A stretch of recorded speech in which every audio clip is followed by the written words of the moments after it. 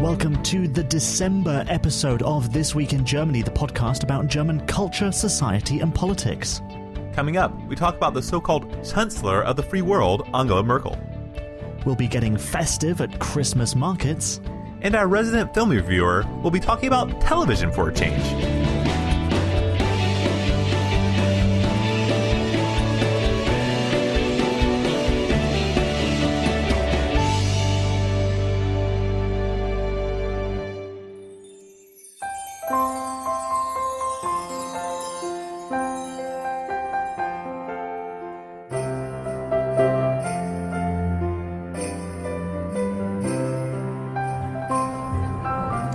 Hello and welcome to This Week in Germany. It's our second year anniversary episode, so we are really happy about that. And in celebration, let's call it, of our second year anniversary, we've both come outside to do some recording. So it's me, Daniel, in Berlin. And me, Rob, here in Halle, Germany. And this time we are talking about something a little bit different, a little bit special, a little bit seasonal for our December episode. Rob, what is it? Christmas markets, and they are everywhere. You could not miss them if you tried. Every city has them. Pretty much every town has them. You can even find them in a lot of villages. I love them so much. And what a Christmas market is it's a festival, and it starts in Advent, so it starts in late December, and you can get a taste of Christmas even before December starts. So they originate right here in Central Europe, countries like Germany, Austria, Northern Italy, Eastern France, and they date back to the Middle Ages.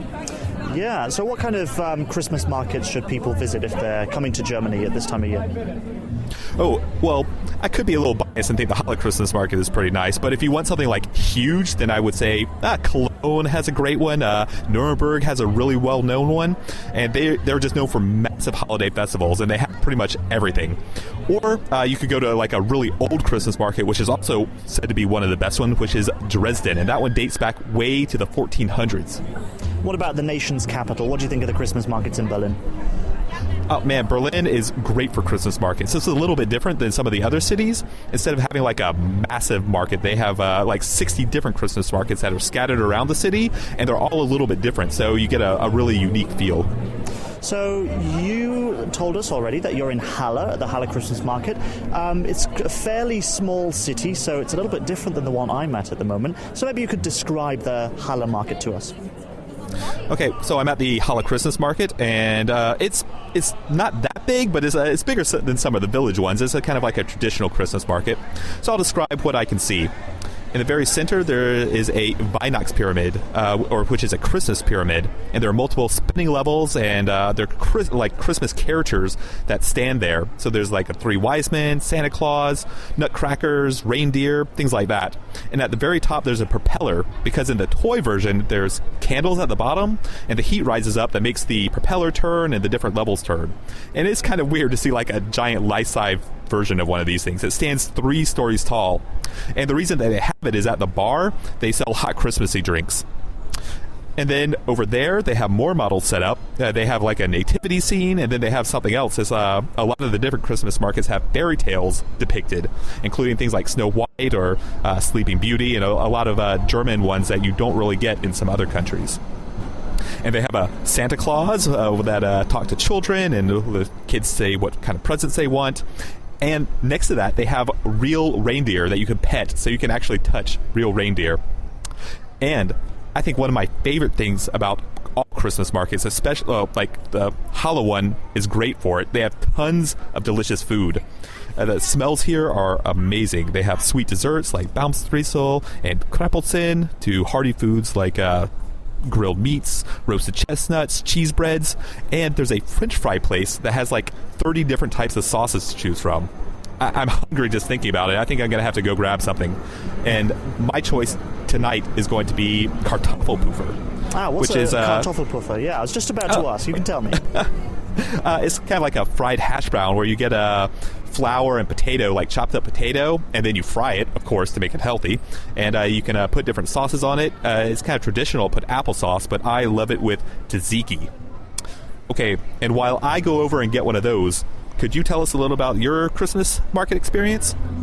Well, you're enjoying your Kartoffelpuffer. I'm here at the Christmas market in Berlin to sample another seasonal favourite, Glühwein, which is a variety of mulled wine. Now, in case you're wondering how we're talking to each other over this vast distance, we have a series of plastic cups and string connecting us between Berlin and Saxony-Anhalt. That's how it works. That's how radio professionals really do it. So, yes, but, Rob, I want to tell you all about this Glühwein. You usually get your Glühwein in a small mug, which is often, though not always, branded with the name and year of that particular Christmas market. You pay a deposit for the mug so you can return it and get your cash back, or simply keep it as a souvenir. So now to the drink itself. So if you want to make it at home, you heat up some red wine and spice it with cinnamon sticks, cloves, star aniseed, citrus and sugar. And while it may sound like drinking potpourri, it's actually really tasty. So when you visit your local Christmas market, you can also order it, if you want to do it the real German way, mit Schuss, which is with a shot of rum. That's right, wine plus rum, if you want to be extra drunk. So there's nothing quite like drinking some hot wine with friends out in the cold air. Plus, if you have kids, they can join in too. Not drinking the wine, but a non-alcoholic fruit punch. But apart from the food that you mentioned, Rob, or the glorious mulled wine, plenty of markets sell handcrafted products. So if you don't want to consume in that sense of eating and drinking, then you can consume in the sense of paying for stuff. Things like wooden toys, jewellery from the local smith, and at this particular market, there's even a man who can make you business cards using an old-style book press. They often demonstrate how they can make their products at their particular booth or stall, so you can see the hard work that goes into making these unique products. There's also a stage where local bands perform music to entertain the crowds. But my Glühwein has cooled a little bit now, so I'm going to take a sip. Yes, it's very, very tasty, very tasty. When I ordered it, they said it was vin brûlé, but it's a Glühwein, basically. It's mulled wine. Well, we tried our best to bring you the sights, sounds, smells, and tastes of a German Christmas market. But of course, there are limits to podcasting. If you don't have any of these type of markets near where you live in the world, you might really want to consider taking a trip to Germany in the wintertime.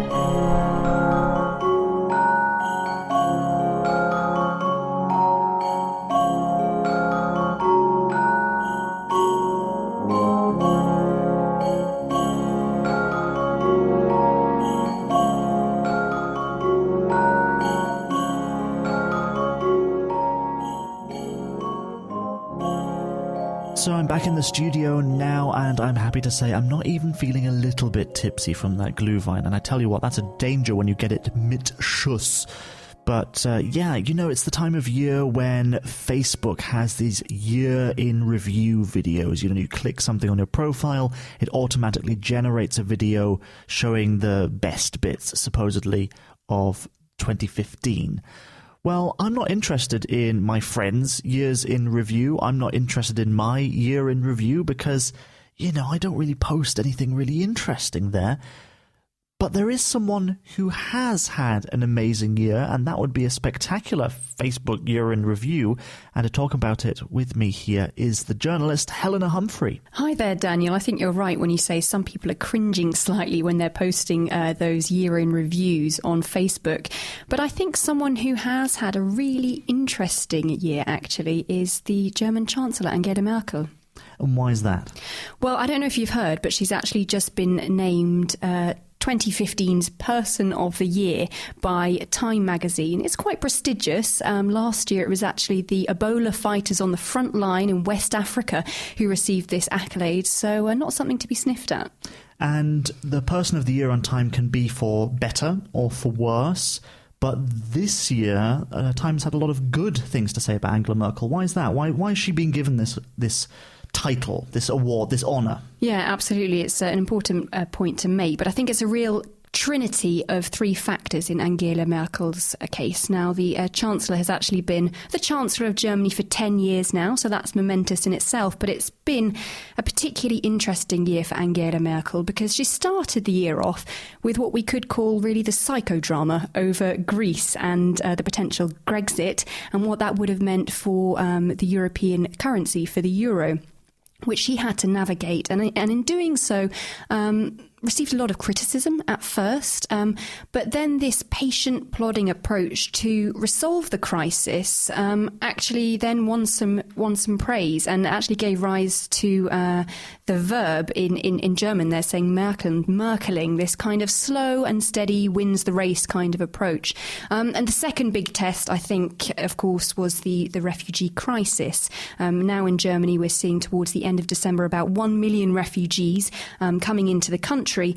And this has been a particularly interesting saga because in July, Angela Merkel was confronted by a Palestinian girl, 14 years old, who turned to Angela Merkel and spoke in fluent German and said, "My family are going to have to leave Germany. They're going to be deported back to Lebanon. What can we do about that?" And I think Angela Merkel was really put on the spot in front of the world. This footage then went viral of her comforting this Palestinian girl. Or at least trying to. She seemed very cold and very unsure what to do. Absolutely. She seemed unsure as of what to do. And I think that reflected how perhaps a lot of people in Western Europe felt about the refugee crisis. Since then, we've gone on to see Angela Merkel take a real pivotal role in the refugee crisis when in September she said, OK, we are going to let people come in through the so-called Balkan route into Germany. So we've really seen a volte-face, a change from Merkel, and all of that coldness that was associated with Greece, with the austerity measures, then seems to have softened slightly into what we're seeing as a humanitarian conscience from the Chancellor, which is probably had a large part, which has probably been one of the reasons that she has been named Times Person of 2015.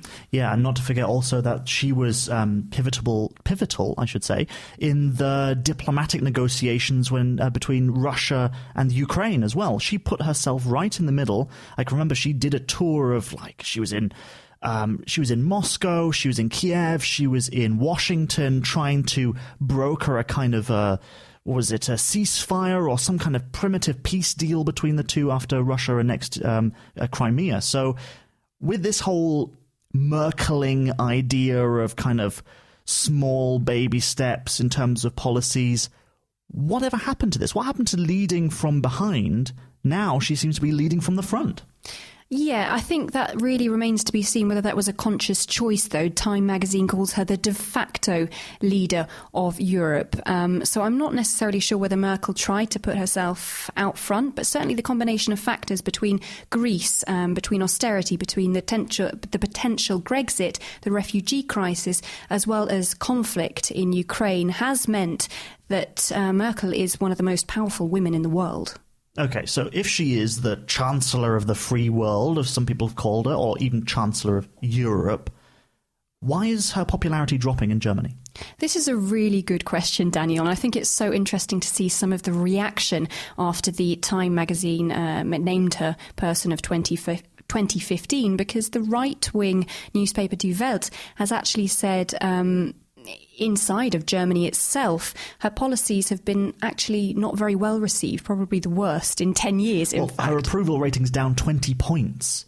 Absolutely. So it seems quite a dramatic fall. She was an extremely popular chancellor at the time when she wasn't really doing much, and she was a little bit populist. She'd kind of be the weather vane, they would call her, and the Iron Chancellor, the Teflon Chancellor, all of these kind of very cold and kind of steady images. Now she's more compassionate. People dislike her more in Germany. And I think that's really very interesting to look at the media angle and the disconnect, for example, between Time magazine, which is an American publication, and from what we're seeing within Germany itself. Angela Merkel was certainly under some pressure to name an upper limit, this so-called Obergrenze, for the amount of refugees that could come into the country at the CDU conference last week. She didn't do that.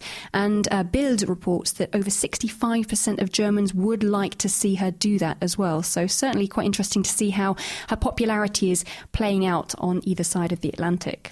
So she's popular abroad, getting less popular here, but do you think that's enough to hold her back from potentially being Chancellor again, extending her chancellorship from 2017 when the next general election in Germany takes place? It's difficult to say, really. Merkel hasn't indicated whether she'd like to put her hat in the ring for a fourth round. Some people talk about competitors. There haven't really been any strong favourites named. Most recently in the autumn, we did hear about the Defence Minister, Ursula von der Leyen, who could be a potential contender. But the thing is, we have to keep in mind with von der Leyen is that she's a Defence Minister. When you're a Defence Minister, it's very easy to become quickly unpopular because we're talking about decisions to do with defending a country and militarisation, which often don't go down well with the public who want to keep themselves out of trouble. So I think it really remains to be seen about her future in this role. But it is really Ursula von der Leyen or no one, right? I mean, the SPD don't have a standout candidate. They re-elected or reconfirmed in his position Sigmar Gabriel, who's not very popular. In fact, the amount that he got re-elected by at the SPD conference was lower, only 75%, which is very low. And yeah, anyone else in that right-wing bloc, there doesn't really seem to be anyone who can really take over from Angela Merkel. She's such a big figure. I think at the moment it all hinges on the refugee question for Angela Merkel, because whilst she is being portrayed in a positive way by international media for her compassion, at the end of the day, we don't know how this is going to end up, how Germany is going to continue to deal with an influx of people escaping dreadful situations. Some people who are working in asylum centres last month reported seeing up to 600 people a day. Angela Merkel continues to say, "Wir schaffen das," we will manage. But nobody knows exactly yet how Germany will manage. And I think that will be really crucial when it comes to selecting the next Chancellor. Well, if no one stands in her place, Helena, maybe you could be the next Chancellor of Germany. What do you think? I think wir schaffen das nicht. Okay, Helena Humphrey, journalist, thank you very much for joining me here in the studio. Thank you, Daniel.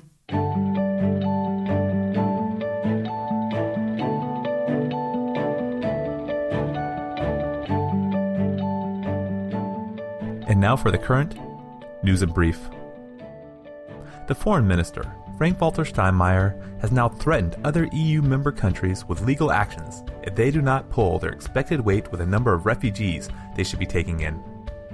While Steinmeier spoke of all EU nations needing to start taking the expected number of refugees assigned to them, he singled out countries like Slovakia and Hungary, who have been complaining about the task. He went on to talk about how the EU needs to be united in this situation, and that all countries need to do their fair share.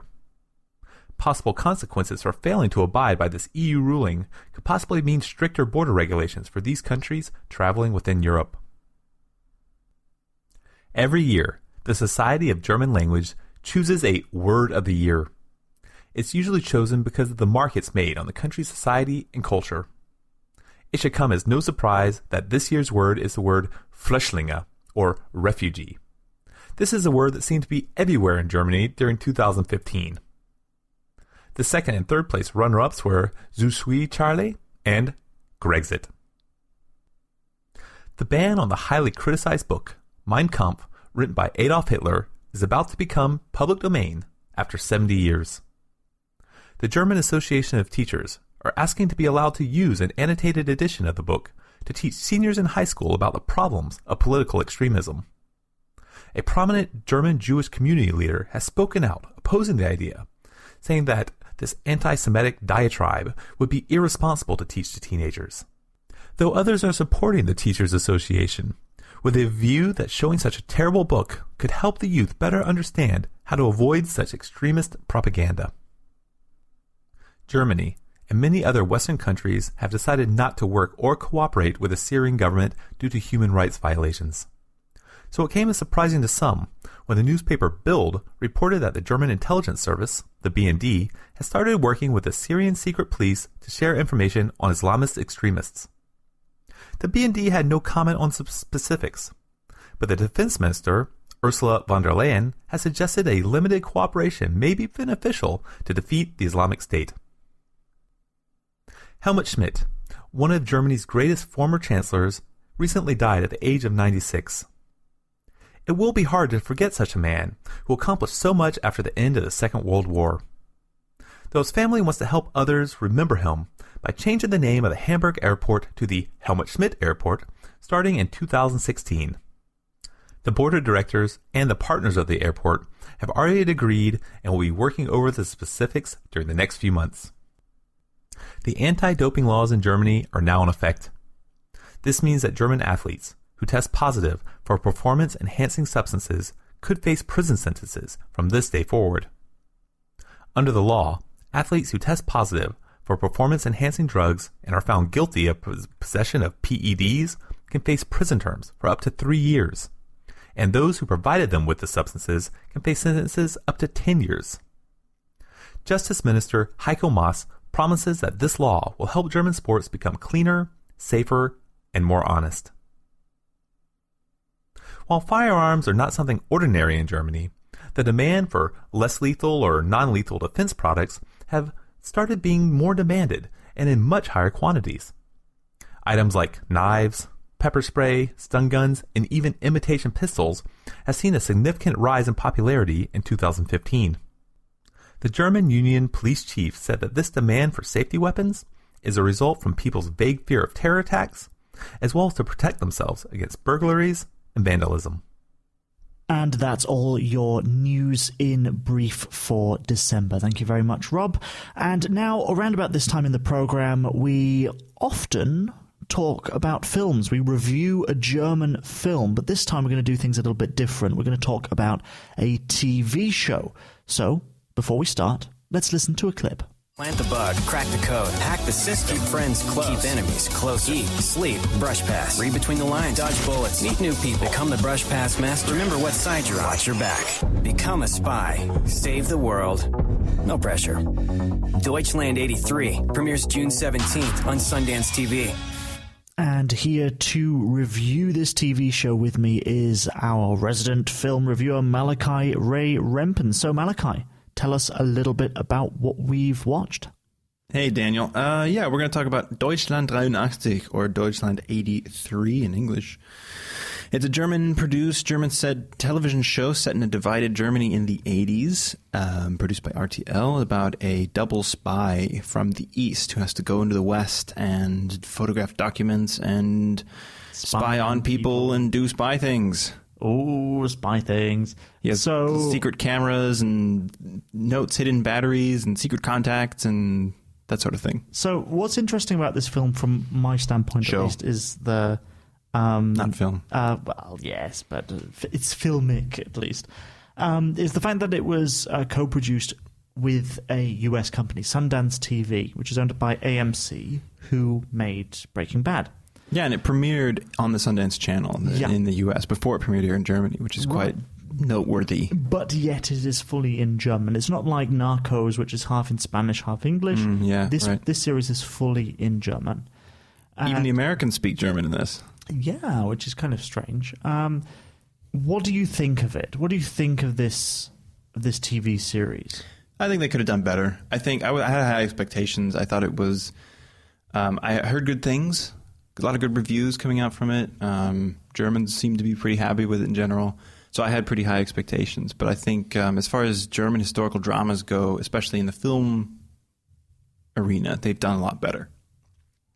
So Goodbye Lenin, for example, when you're talking about this juxtaposition of East and West, exactly. Goodbye Lenin is a great example of a film that sort of captures that difference between and parallels one against the other a lot better than this one seems to sort of rush through that element of it, the cultural differences, and try and get right to the spy stuff, the fun spy stuff. And so by focusing on that stuff and like the action scenes and the fights and sort of stuff, it sort of takes away from some of the more interesting internal conflicts that could be going on culturally, which I think it purports to do on paper, but isn't actually doing when you actually sit down and watch it. Yeah, so something that you mentioned while we were watching is that it doesn't build up its characters enough in order for you to be able to care about them so much. Yeah, which is unfortunate because I think they're setting up a great world. The cinematography is beautiful. The locations are really great. Like it sets a really great mood and a really great tone. And there's a lot of really fun spy stuff, which is historically accurate. Like some of the spy stuff that they did in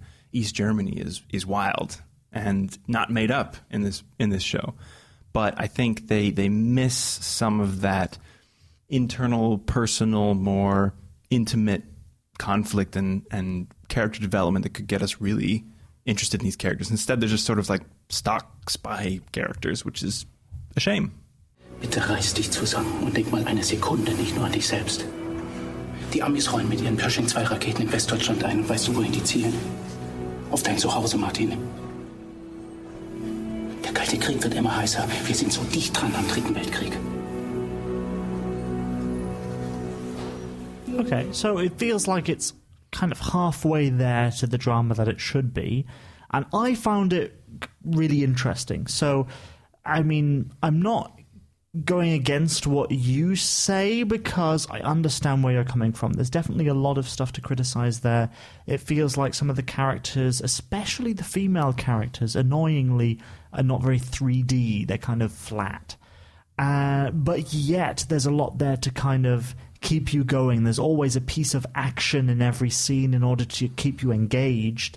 But at some point you start to feel that that is a mechanism to keep you interested rather than something that really was necessary to keep the story going. That's exact. You hit the nail on the head right there. I felt like I was watching Lost at a certain point, where it's like they're just manufacturing drama for the purpose of making sure that you tune into the next episode. Like, it just didn't feel motivated by characters or things that people would actually do or you know, things that would actually happen. I mean, it's not based on an actual historical thing that happened. So they're kind of running with this idea of making things up in this context. But speaking about historical dramas, you mentioned Goodbye Lenin.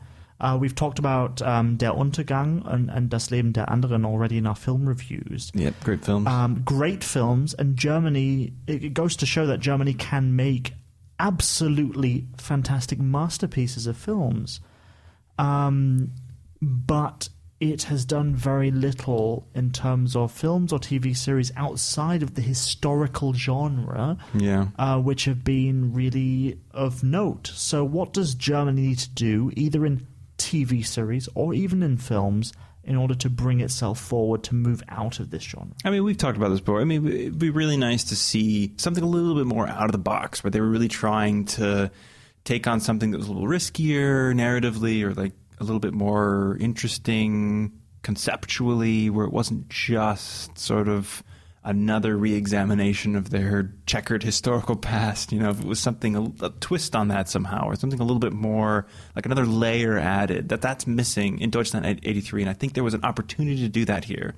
And that's part of why it sort of saddens me that they didn't really take that opportunity. Instead, they just sort of went back to their old standard.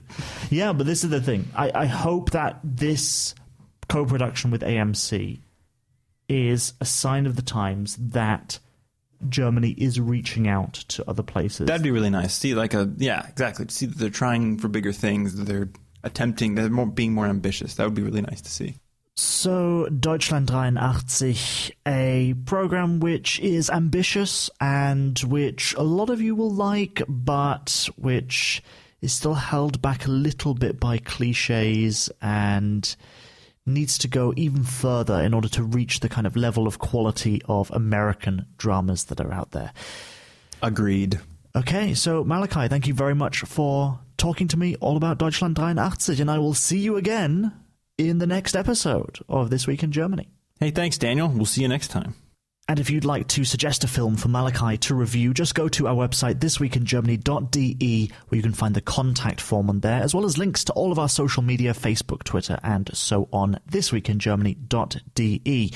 And now, with another way that you can tell us what to do, you can dictate the content on This Week in Germany.